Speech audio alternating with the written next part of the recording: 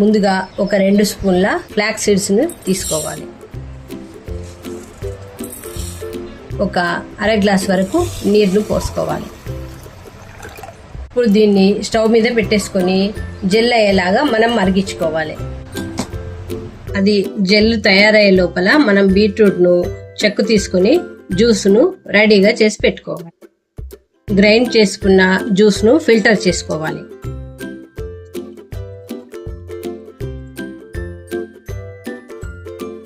ఇప్పుడు ఇలా రెడీ అయిన జెల్ని మనము వడకట్టేసుకోవాలి.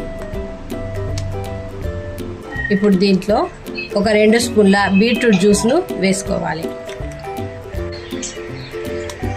ఒక ఈ విటమిన్ క్యాప్సూల్ను వేసుకోవాలి.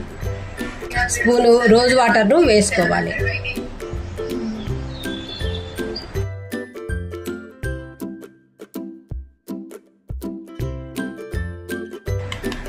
ఇప్పుడు ఇలా చేసుకున్న సిరాన్ని మనము బాటిల్లో పోసి పెట్టుకోవాలి.